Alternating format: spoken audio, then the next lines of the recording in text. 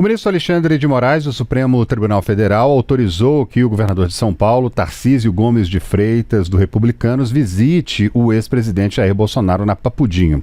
O encontro deve acontecer na próxima quinta-feira, depois de amanhã, entre 8 e 10 horas da manhã, de acordo com a determinação do ministro. Pois é, e além de Tarcísio, também foram autorizados a visitar Bolsonaro o ex-assessor do governador de São Paulo e irmão de Michele Bolsonaro, Diego Torres Dourado, e o assessor do presidente Bruno Scheide.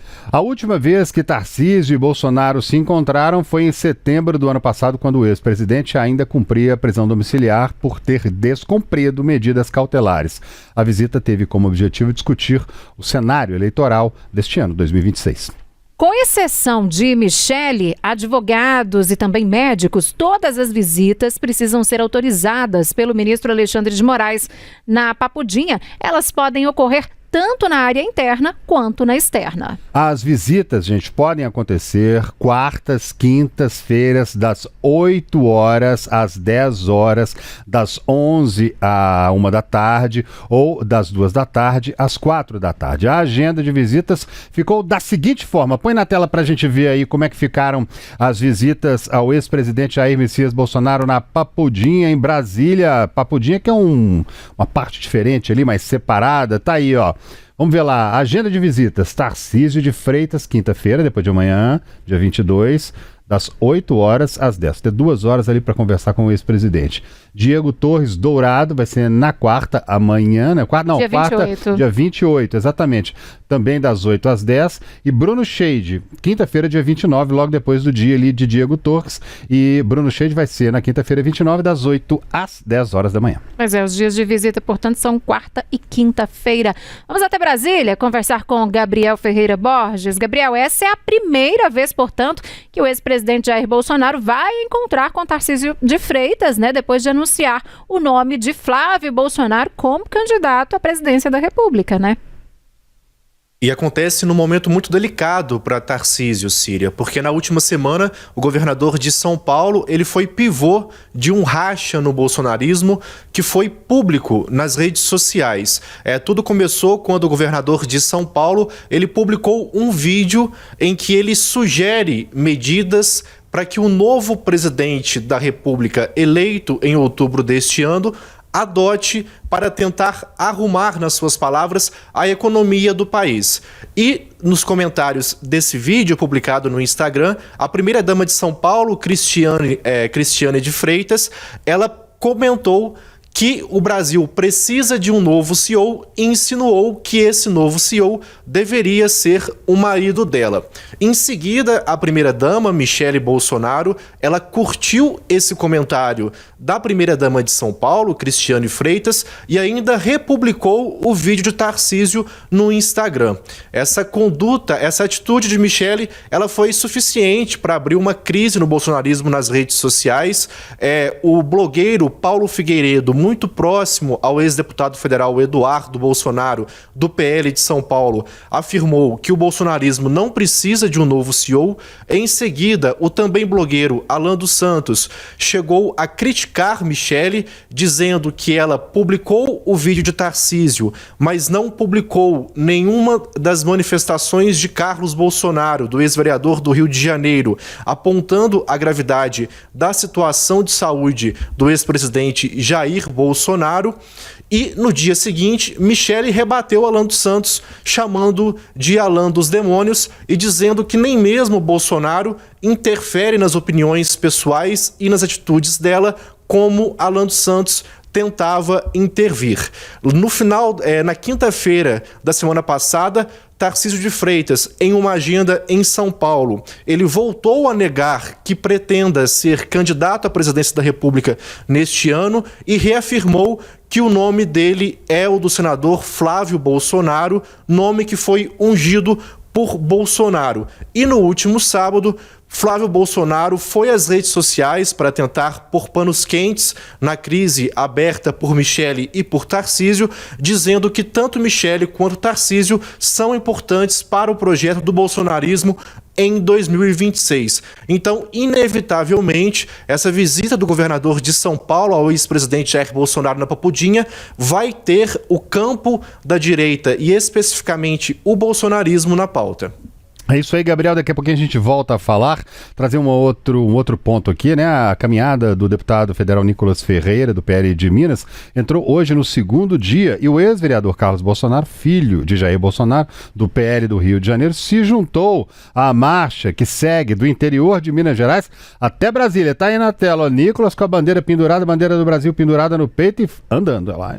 Pois é, André, e ao encontrar Carlos Bolsonaro, o Nicolas, ele fez uma breve declaração ali, olha só, ele falou pelo seu pai, pelos presos do dia 8, por esse país, arruma esse pé que tem muito quilômetro ainda, foi o que ele disse, mais ou menos o que ele disse ali, o Nicolas, em referência ao ex-presidente Jair Bolsonaro, preso por tentativa de golpe de Estado, e também ele se referiu aos detidos pelos atos golpistas de 8 de janeiro de 2023. Vamos ver aí nesse momento como que foi esse encontro, portanto, de Carlos Bolsonaro com o deputado Nicolas. Bolsonaro, tamo junto, cara. Pelo teu pai, pelos presos do dia 8, por esse país aí que seu pai levou pra cá. Tamo junto. Sempre. Apruma aí esse pé. Vambora, tem muito quilômetro ainda. O senador Flávio Bolsonaro, do PL, conversou hoje com o deputado Nicolas Ferreira por intermédio de uma chamada de vídeo. Fala, Gaia. Tudo bom? Firme, cara. Fala, Nicolás, pessoal, bom dia. Cara, tentei até o último momento aí. Fala, André. Tentei até o último momento ir pra aí, cara, mas não tinha teto, o tempo não deixou, Pois é, e outros parlamentares também se juntaram a Nicolas Ferreira nessa caminhada. Os deputados federais Gustavo Gayer, do PL de Goiás, André Fernandes, do PL do Ceará, o deputado Zuco, do PL do Rio Grande do Sul e Carlos Jordi, do PL do Rio de Janeiro. Também o sargento Gonçalves, do PL do Rio Grande do Norte. O vereador de Belo Horizonte, Pablo Almeida, do PL, também acompanha a caminhada. Além deles, Síria, também participam dessa ação aí o ex-vereador de São Paulo, que é o Paulo Fernando Holliday, o deputado estadual pelo Rio de Janeiro, Márcio Gualberto, e o vereador do Rio de Janeiro, Rafael Satier, a vereadora de Praia Grande, São Paulo, Eduarda Campopiano,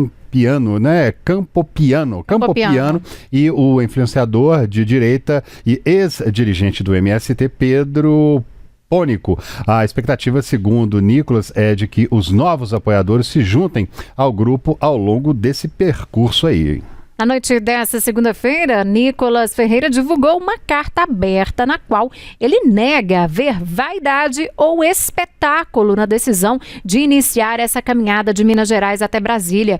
O deputado fala em desumanização dos brasileiros presos após o dia 8, submetidos a processos ilegais, parciais e arbitrários, bem como a perseguição sistemática a opositores políticos, entre eles Jair Bolsonaro. O deputado pretende chegar a Brasília no próximo domingo. Nicolas compartilhou nas redes sociais registros dessa primeira noite. Eles montaram inclusive barracas no chão ali. O trajeto foi iniciado no município de Paracatu, que é perto da divisa de Goiás, né, com Minas Gerais ali, distante aproximadamente 240 quilômetros aí da capital federal. É chão pra caramba aí pra chegar a pé, hein? É muito tempo, André, muita distância aí, né? E em nota divulgada nas redes sociais, o PL, o Partido Liberal, que é o partido de Nicolas, né? Ele apoiou a iniciativa. Vamos colocar na tela, então, o que disse o PL nessa nota divulgada. Nós não podemos aceitar que tentem calar milhões de brasileiros com injustiça e perseguição. O Brasil é muito maior do que qualquer sistema. E enquanto tentam calar o povo, é aí que o povo fala mais alto, nas ruas, em caixa alta ali, né? Saímos de Paracatu, Minas Gerais, a caminho de Brasília, em marcha ao lado de lideranças que representam essa voz nas ruas, como Nicolas Ferreira e Gustavo Gayer. É peregrinação, não apenas por justiça a casos concretos, mas como um chamado à consciência nacional para tudo o que está acontecendo e que é preciso mudar como lembrou o próprio Nicolas. Portanto, disse, parte dessa nota segue ali, né, essa manifestação do Partido Liberal. Os presos políticos do 8 de janeiro, suas famílias e nossa nação estão fartos de esperar. É preciso agir com coragem, posição e determinação, porque a gente não foge quando a liberdade está em jogo. Vamos juntos em defesa da democracia de verdade, aquela que respeita o povo, a Constituição e o direito de pensar diferente. Bolsonaro livre, Brasil livre, diz essa nota ali do PL, portanto. E parlamentares de esquerda, né, acabaram reagindo à iniciativa do deputado federal Nicolas Ferreira, né, Cira? O pessoal já foi lá falar também. Exatamente. Nas redes sociais, o deputado federal Rogério Correia, do PT de Minas Gerais, chamou de encenação a peregrinação promovida por Nicolas.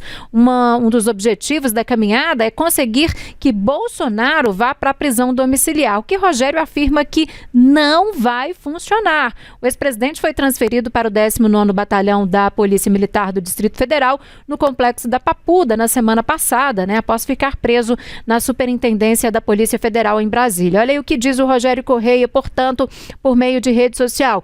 A nova onda de fake news sobre o Pix, espalhada por Nicolas Ferreira, faz parte de uma estratégia velha: criar caos, desinformar e depois fugir da responsabilidade. Ele voltou àquele vídeo do Nicolas que foi feito no ano passado sobre essa questão do Pix, André. Pois é, a deputada federal Célia Chacriabá, do PSOL de Minas Gerais, também ironizou a caminhada. Segundo a parlamentar, a ação demonstra que Nicolas faz de tudo para não ter que trabalhar.